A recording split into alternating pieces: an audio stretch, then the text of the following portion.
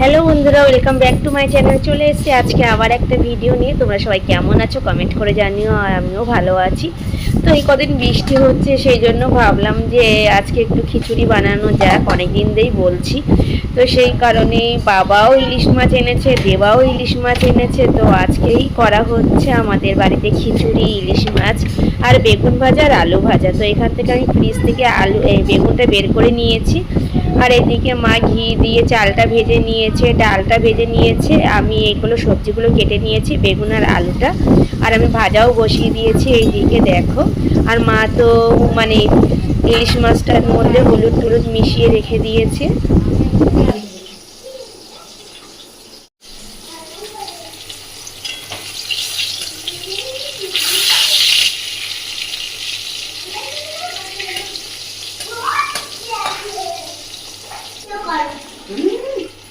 তোমার ভিডিও করবো কেন? এটা আবার কি বসিয়েছে? দাদা আমাকে জিজ্ঞাসা করে নিতে পারতে খাবে কিনা। তেলে দেওয়ার জন্য আমি এখানে তেজপাতা, গরম মশলা, শুকনো লঙ্কা আর জিরে বের করে রেখে দিয়েছি, আর টমেটোগুলো কেটে নিয়েছি। আর এখানে মা লঙ্কা ছাড়াচ্ছে। আর এখানে মা অনেকগুলো মশলা জলের সাথে মিক্স করে রেখে দিয়েছে, এগুলো গুঁড়ো মশলা ছিল। আর মা এখানে ইলিশ মাছগুলো ভেজে নিচ্ছে। দেখো ইলিশগুলো সাইজ খুবই বড় বড় সাইজ ছিল, ছোট না, বড় সাইজের ইলিশ ছিল। আর খেতেও খুব টেস্টি ছিল। দু রকম ইলিশ ছিল, তো তার দু রকমের টেস্ট ছিল, একটা বেশি বেশি টেস্টি ছিল আর একটু কম টেস্টি ছিল। আমি থালায় নিয়ে নিয়েছি। দেখো আমার ছোট্ট থালা, আমার ছেলে যে থালায় খায় আমি সেই থালায় খাই, কারণ কি ছোট্ট থালায় খাওয়ার মজাটাই আলাদা। এত বড় থালা নিয়ে কি লাভ, ছোট থালাই বেশ ভালো লাগে, কারণ ছোট থালাতেই আমাদের হয়ে যায়, আমার বুলটির আর আমার ছেলের, আমাদের তিনজনের এই ছোট থালা, তিনটে থালাই রয়েছে বাড়িতে ছোট। আর ইলিশ মাছও নিয়ে নিয়েছি থালায়। গোবিন্দভোগের চালের খিচুড়ি যা টেস্টি লেগেছে কি বলবো। আমি তো প্রথমে ভেবেছিলাম একটা করে ইলিশ মাছ, কিন্তু না, দুটো করেছিল সবার। আজকে সকালে আবার কচু শাক রান্না হচ্ছে। এই দেখো, কালকে ইলিশ মাছ দিয়ে খিচুড়ি খেয়েছি, আর আজকে কচু শাক দিয়ে ইলিশ মাছের মাথা হচ্ছে। এখানে তিনখানা মাথা আছে আর লেজা আছে। এদিকে পেঁয়াজে হচ্ছে। আজকে আমি অনেক লেটে উঠেছি, কারণ কালকের ছেলে ঘুমাতেই দিচ্ছিল না, কত রাতে গিয়ে ঘুমিয়েছে। তাই মা তাড়াতাড়ি বসিয়ে দিয়েছে, কারণ মা আজকে বাপের বাড়িতে যাবে, আমার ছেলেও যাবে, তো সেই জন্য তাড়াতাড়ি বসিয়ে দিয়েছে রান্না। মালাইকারি হবে আবার চিংড়ি মাছ, তাহলে চিংড়ি মাছগুলো কেটে ফেলি। খিচুড়ি এখনো রয়ে গেছে, পুরো এক কড়াই খিচুড়ি করেছিল, আর এখনো 2 পিস মাছ রয়ে গেছে। বেগুন ভাজা। ছেলে ওঠার আগে সব চিংড়ি মাছগুলো তাড়াতাড়ি কেটে ফেলি, কারণ ও উঠে গেলে আর কাটতে পারবো না চিংড়ি মাছ। সব পুরো কমপ্লিট। আর আমার চিংড়ি মাছ কাটাও হয়ে গেছে।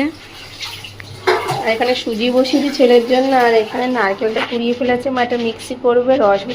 এখানে আমাদের বলতে হেলদি খাবার বানাচ্ছে।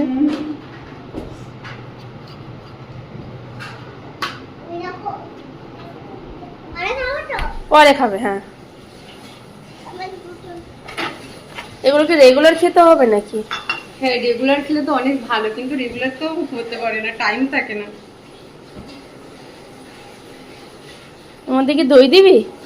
দই দিলে হয়, দই না দিলেও হয়, চাট মশলা দিয়েও খাওয়া যায়। বলছি ডায়েট করছে, না মোটা বলো, ওই মোটা হওয়ার মানে ওগা করছিস। চলো মুখ ধোবে, চলো ডিমটা রাখো, পরে খাবে। দুধ দিয়ে দাও। আচ্ছা, আরে ওটাও আবার ছেঁকে দিচ্ছ কেন? ছেঁকেই তো নিলে। না, ওর তো একটু মশলা যদি একটু রস হ্যাঁ দিলো, হ্যাঁ তার হ্যাঁ জন্য। হ্যাঁ, ঠিক বুঝেছে, দেখেছিস? ইয়াবান কি করছিস তুই? নোংরা লেগে গেছে ডিমে। ডিমটা রাখো, ডিমটা রেখে দাও, রেখে দাও আগে। চলো মুখটা ধুয়ে নাও, চলো খেয়েছো, মুখটা ধুয়ে নি, চলো। এটাই ঝোল না হলে খাবে কি?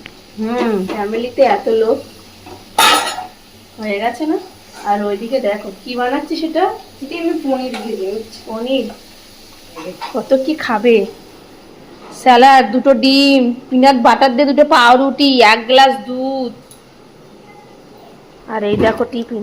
এ নিজের জন্য না লোকের জন্য তা কি জানি। ও লোকের জন্য না, এসব লোকের জন্য এসব। আমার যা মনে হচ্ছে করিস না। আমি মনে করি খিচুড়ি নিয়ে যাবে, এই হাড়িতে ভাত করে এখান তো এই ভাত নিয়ে নিবি। সকালের খাবার দেখো, খিচুড়ি রয়ে গেছে বলে তো খিচুড়ি নিয়ে নিয়েছি। আমি কিন্তু খিচুড়ি লাভার না, কিন্তু কি করব, ইলিশ মাছ রয়েছে তো খিচুড়ি তো খেতেই পারি, কারণ কি ইলিশ মাছ থাকলে খিচুড়ি খাওয়া হয়ে যায় আমার। ইলিশ মাছ, বেগুন ভাজা, তার সাথে আছে কচু শাক। কচু শাকটা কি ভালো লেগেছে খিচুড়ির সাথে, কি বলবো। আমি ভাবিনি এত ভালো লাগবে খিচুড়ির সাথেও হেভি টেস্টি লেগেছে। আর পাশে ছিল স্যালাড। ছেলের জন্য বেদানা লেবু রস করে বোতলটা মেজে রেখে দিয়েছি, আর বেসিনটাও মেজে ঘষে পরিষ্কার করে দিয়েছি। আর কিচেনটা দেখো না, মেজে ঘষে ঝাঁকানাকার মতন পরিষ্কার করে দিয়েছি। খুব সুন্দর লাগছে না? আর এইদিকে দেখো সব ওয়ার্ড্রপ থেকে জামা কাপড় নামিয়েছে, বারবার নামে আর বারবার করবে। আমার আর ভালো লাগে না, এত উৎপাত করলে হয়। কি করে গেছে জায়গাটা, কি করে গেছে।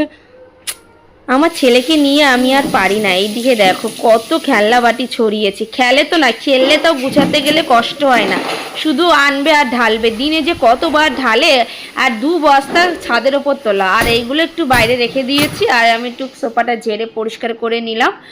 আর এবার যাব খাটে, খাটটাকে একটু ভালো মতন করে ঝেঁটিয়ে ধুলোগুলো দূর করব। কি পরেছিস? কার হেলমেট পরেছো? বাবার হেলমেট। তুমি বাইক চালাবে হেলমেট পরে? পিঙ্কি রাখো, তোমার জন্য এটা হেলমেট কেনা হবে।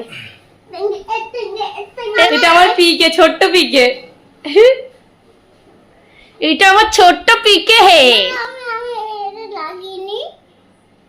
স্নান টান করে ঠাকুর ঘরে চলে এসেছি। আমার পুজো দেওয়াও কমপ্লিট হয়ে গেছে। এইদিকে বাবলাইকে রেডি করে দিয়েও ঠাকুমের সাথে পাঠিয়েও দিয়েছি, তারপরেই স্নান করেছি।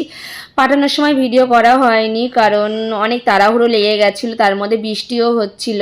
আর ওর ঠাকুম এত কিছু নিয়েছে, ওর ঠাকুম মানে তুলে নিয়ে যেতে পারছিল না, কারণ এত ভারী হয়ে গেছিলো ব্যাগ। কাঁঠাল নিয়েছে, আম নিয়েছে, আর মিষ্টি নিয়ে আসা হয়েছে। দেবাকে ফোন করে দিয়েছিলাম যাতে একটু মিষ্টি নিয়ে আসে মামাবাড়ির জন্য, তো মিষ্টি নিয়ে এসছে। তারপরে আমি বললাম মাকে, মা একটুখানি কচু শাকের তরকারি আর চিংড়ি মাছের মালাইকারি নিয়ে যাও দাদুর জন্য, তোমার ভাইপো ভাইজির জন্য। নেবে না মোটে, তাও আমি বললাম নিয়ে যাও, তো নিল। ব্যাগ এত ভারী হয়ে গেছে তুলতে পারছে না। আমি বলছি বাইকে করে যাবে তো, কোনো অসুবিধা হবে না, নিয়ে যাও। অনেকদিন পরে বাপের বাড়িতে যাচ্ছে, মামারা অনেকদিন ধরে ডাকছে, তো আজকেই সময় পেলো মা যাওয়ার।